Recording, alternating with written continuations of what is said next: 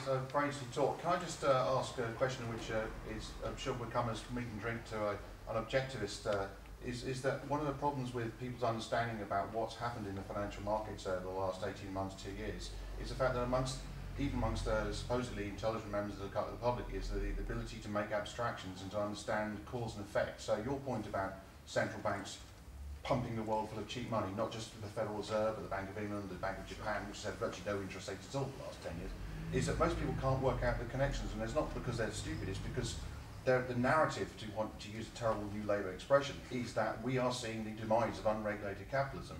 And of course anybody who works in financial markets will know that there's nothing unregulated about it at all. You've got Sarbanes-Oxley, you've got the European Union, you've got God knows how many regulations. Anyone who's worked in banks will tell you how regulated it is. So how do you think that the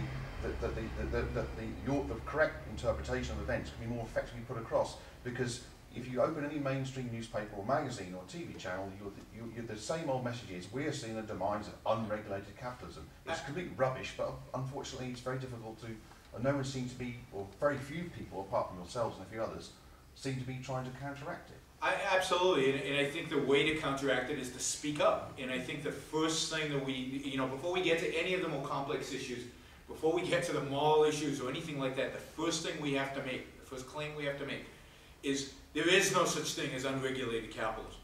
There is no such thing. This cannot be a failure of capitalism because capitalism isn't out there. The left has taken the word capitalism. I mean, it used to be that everybody was for capitalism. Why? Because it was this mixed economy. You could have a little bit more socialism, a little bit less socialism. But if you accepted this mixed economy as capitalism, then nobody's against it. Everybody's for it, right? Because nobody's for pure socialism. And if the mixed economy is capitalism, Clinton was a capitalist, Obama would say he's pro-capitalism. What we need is to capture what capitalism really means. So what I try to do when I go on television or when I write something is, first, this is what capitalism is. Capitalism means unregulated free markets. Now, how many of you think our markets are unregulated? Nobody really thinks that. But unless it's pointed out to them, their mind doesn't go there. Because you're right, the narrative is, to use that horrible word, but the narrative is that no, this is how you're supposed to think about these things. What we need to do is change the narrative. We need to start asking questions, and you can do it by just asking questions. Where is this unregulated capitalism? Where are these unregulated banks?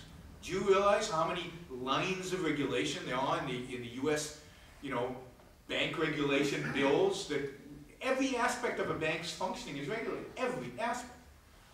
From the fact that in the U.S. we have deposit insurance. Now, of course, you in the U.K. have unlimited deposit insurance.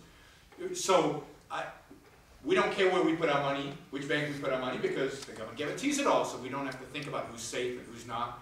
Make us all brain dead right off the bat. Of course, that creates huge moral hazard on the part of the bankers.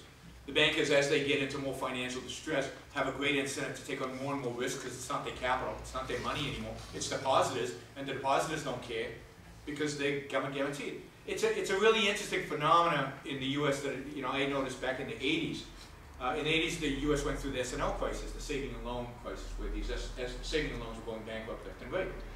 And what was fascinating is that the Wall Street Journal used to publish a little chart, which was which S&Ls around the country were offering the highest rates on accounts, on checking accounts, saving accounts, CDs, money markets. And they would see, of course, people wanted high returns, and people would send them huge quantities of money because they were offering high returns.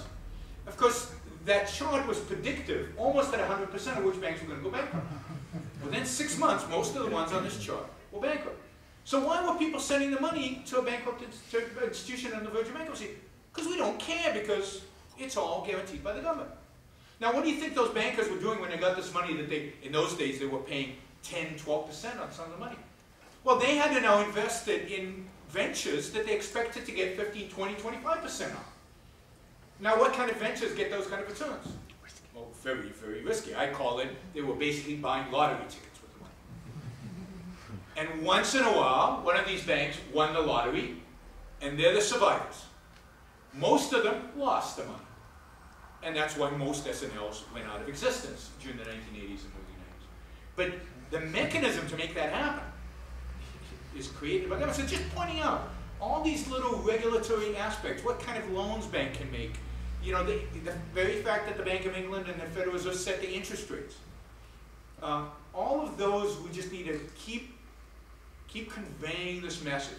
What failed is not capitalism. What failed is not capitalism. Even if you don't make the positive point about what really caused the crisis is the central bank, just enough to get the narrative changed. And it's going to take a lot of work because we're outnumbered. You know, we just are. And unfortunately, I've seen so many free market economists crumble with this crisis. You know, suddenly change their stripes or turn the other way. I happen to think that a big part of that is this moral uncomfortableness with the idea of capitalism that causes people to switch very quickly.